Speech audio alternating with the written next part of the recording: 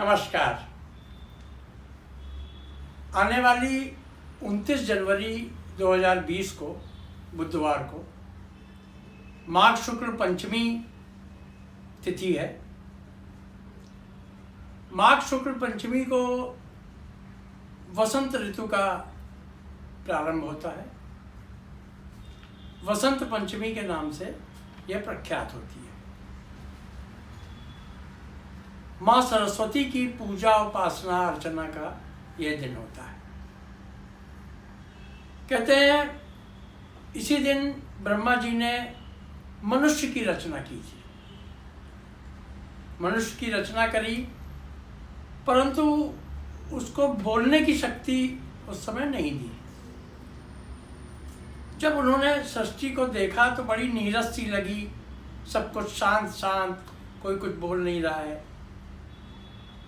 तो ब्रह्मा जी ने अपने कमंडल से कुछ बूंदें गिरा दी और सरस्वती जी का अवतरण हुआ। सरस्वती जी हंस पर विराजमान थी, हाथ में वीणा। जब माँ सरस्वती ने अपनी वीणा के तारों को छेड़ा तो मनुष्य में बोलने की प्रवृत्ति विकसित हुई। इसीलिए माँ सरस्वती को वाणी की देवी कहा गया है, बुद्धि की देवी कहा गया है, कला की देवी कहा गया है, विद्या की देवी कहा गया है। वसंत पंचमी के दिन स्कूल, कॉलेज, विद्यालय, बड़ी बड़ी यूनिवर्सिटी में माँ सरस्वती की पूजा अर्चना का विधान होता है।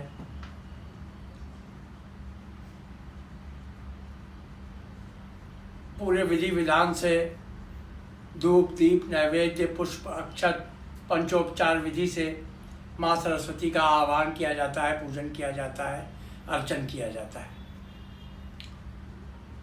विशेष बात यह है कि वसंत पंचमी के दिन इतना शुभ मुहूर्त होता है, इतना शुभ दिन होता है कि कोई भी नया कार्य शुरू करने के लिए किसी भी पंडित, ज्योतिषी अथवा किसी से भी कुछ पूछने जांचने की आवश्यकता नहीं होती है।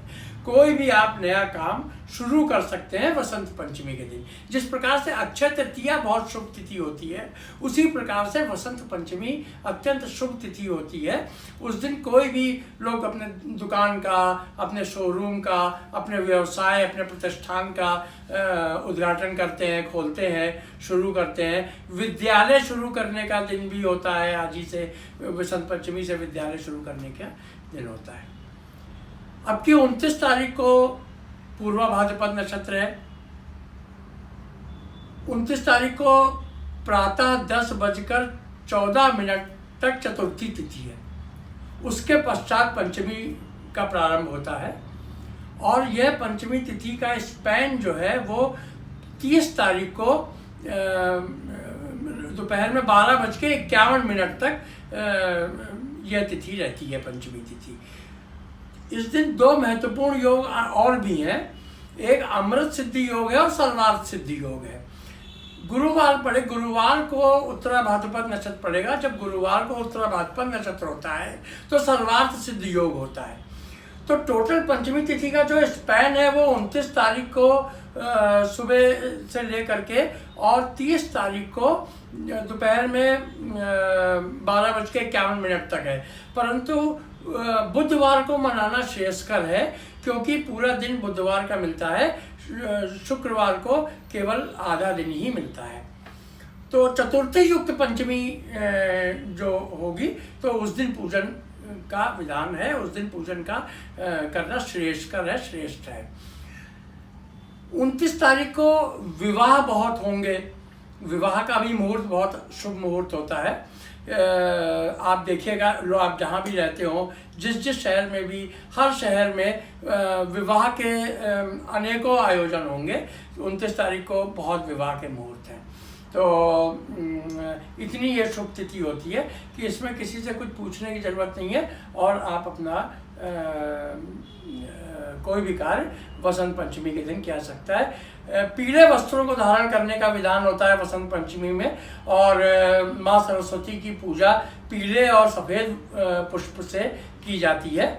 ऐसा धूप दीप नैवेद्य पुष्प अक्षत आदि से और पुष्प अर्पित करते हुए, सफ़ेद और पीले पुष्पों का अर्पण करते हुए, और कला के क्षेत्र से जुड़े लोग भी अपने स्टूडियोज़ में अपने जो गायक हैं, जो लिरिसिस्ट हैं, जो संगीतकार हैं, ये लोग भी अपना बहुत अच्छे तरीके से पूजन विधान करते हैं और माँ सरस्वती की आराधना करते हैं। बहुत सारे आयोजन होते हैं अपने हिंदू मान्यताओं के अनुसार। माँ सरस्वती क्योंकि बुद्धि की देवी है, इसलिए सभी लोग उनकी उपासना करना चाहिए। और वाणी की भी देवी है, तो जो लोग बोलने का कार्य करते हैं, मोटिवेशनल स्पीकर्स होते हैं, अथवा जिन लोगों का काम ही बोलना है, स्पीच देना, लेक्चर देना, इन लोगों के लिए भी सरस्वती देवी उनकी पूज्य देवी होती हैं। शिक्षक हैं, विद्यार्थी हैं, गूढ़ विज्ञान जो अनुसंधान करता है, शोध करता है,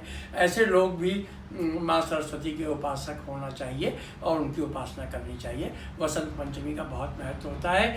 ईश्वर करे आपको वसंत पंचमी की यह तिथि बहुत अत्यंत शुभदायक हो, अत्यंत फलदायी हो। आप की वाणी में ओज हो, आपकी वाणी में तेज हो, आपकी ओजस्वी तेजस्वी वाणी से आप समाज के सभी वर्गों को प्रभावित करें और अपना एक अच्छा जीवन व्यतीत करें। आपको यह वसंत पंचमी बहुत शुभ, बहुत हितकारी, बहुत अच्छी शुभ फलदायक हो, ऐसी हम माँ सरस्वती से वंदना करते हैं, प्रार्थना करते हैं और उनके चरण कमलों में अपना शीश नवाते हुए आपके सुखमय जीवन की हम लोग प्रार्थना करते हैं। धन्यवाद, नमस्कार।